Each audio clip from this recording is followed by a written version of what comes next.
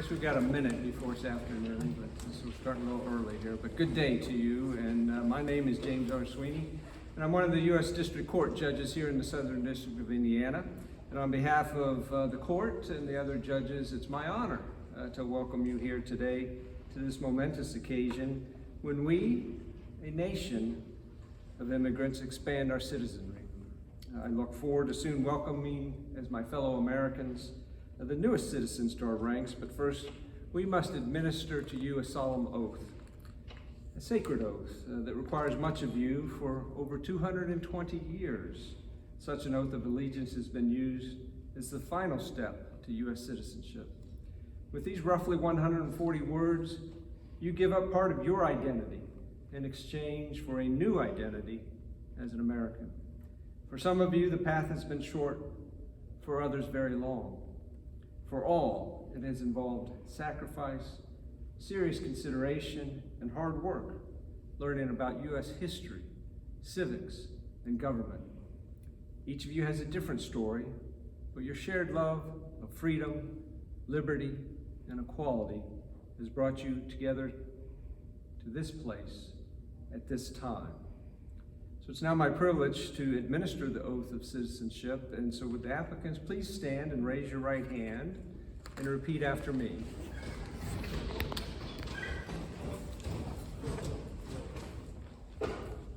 I state your name, hereby declare on oath that I absolutely and entirely renounce and abjure all allegiance and fidelity to any foreign prince, potentate, state, or sovereignty, of whom or which I have heretofore been a subject or citizen, that I will support and defend the Constitution and laws of the United States of America against all enemies, foreign and domestic, that I will bear true faith and allegiance to the same, that I will bear arms on behalf of the United States when required by the law, that I will perform non-combatant service in the armed forces of the United States when required by the law, that I will perform work of national importance under civilian direction when required by the law, and that I take this obligation freely without any mental reservation or purpose of evasion. So help me God. All right, congratulations. Please be seated and give yourselves a hand. If your families are here, they would do that, and we're sorry that they are only appearing today by video, but congratulations to you all. And what a privilege and thrill it is to welcome the 50th newest members of our great American family. So too, you are now part of the Indiana family. So welcome, my fellow Americans, and welcome, my fellow Hoosiers. To my fellow Americans, our newest citizens, you hail from some 18 countries, from Burma to Vietnam, from China to Venezuela, from India to Mexico, from Kenya to the Philippines, and points in between. Some of you came to escape persecution or other injustices. Some came seeking economic prosperity. Some yearn for security and stabilities for your families. All came for freedom. You may come from teeming cities or rural villages. You don't worship the same. But here, gathered in this magnificent and hallowed monument to the war-weary veterans of World War I's American Expeditionary Force, and others who fought on foreign shores for the American ideals of peace and freedom. You've raised your hand and sworn that sacred oath. No matter your motivation, no matter your background, no matter your pathway to our shores, you are welcome here. We need you and the diversity you bring to America. You are now official United States citizens. And what a remarkable journey you have made, each with a different story. And as of today, your story is forever woven into the fabric of this country as you have just earned the prized possession of American citizenship. It is a high honor and profound privilege to become an American citizen. Our whole nation embraces you with open arms and joyful hearts. This is a day to be treasured forever. And it's our special honor to be with you today to share in this special moment. And it's also a special moment for our nation. While many native-born Americans may take the privilege of citizenship for granted, you do not have that problem. Each of you worked too hard for this moment to take it for granted. You followed the rules, upheld our laws, overcame adversity, and contributed to the strength, success, and vitality of our nation. Now each of you stands here today before your proud and beaming families appearing by video as an inspiration to us all and a clarion call to others who will follow in your footsteps, as they surely will. So congratulations are in order as you begin a new and amazing adventure. With the rights and freedoms you enjoy as Americans, there is nothing you cannot achieve.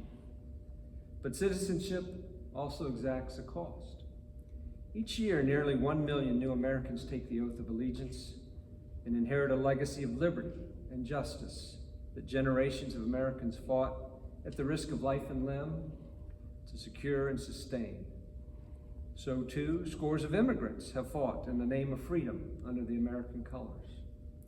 Freedom is not free, nor does it come without sacrifice. But you know this from your own sacrifices as you journeyed here.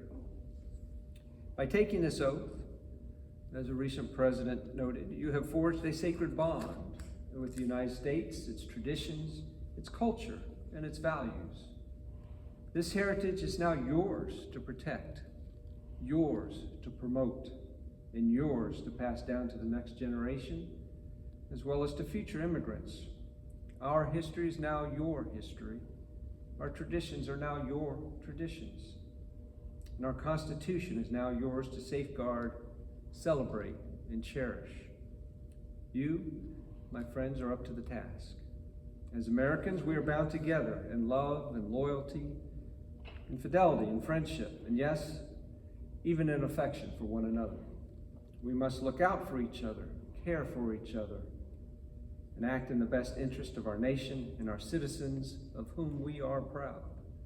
The beauty and majesty of the United States citizenship is its guarantee of equality of opportunity that draws no distinctions of race or class, faith or gender, status or background. To quote Adlai Stevenson, America is much more than a geographical fact. It is a political and moral fact, the first community in which men set out in principle to institutionalize freedom, responsible government, and human equality. In preparation for today, you learned about U.S. history. Now that history is your history, including the 3 words that changed the course of human history and government: we the people. No matter where we came from, no matter what titles or degrees we may or may not have, no matter whether we are the first generation or the 10th, rich or poor, we are all equal here. We are one team, we the people, proudly saluting one grand old American flag. Indeed, gathered here is a great collection of individual talent and incredible diversity. It's been said that Americans do not fear difference, rather we celebrate it. Diversity is America's strength, its calling card, the coin of the realm. We, each of us, share a love of freedom. You have shared in the dream that is America, so don't shrink from your responsibility to carry that dream forward.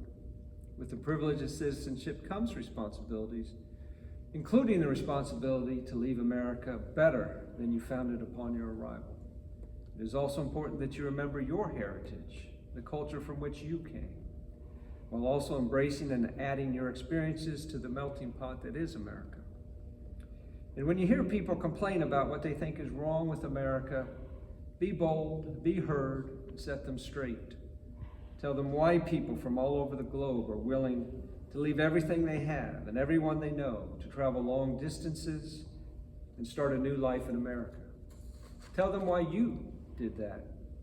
Tell them something you've learned in the course of becoming a U.S. citizen, something that you think is important about our history, civics, and government.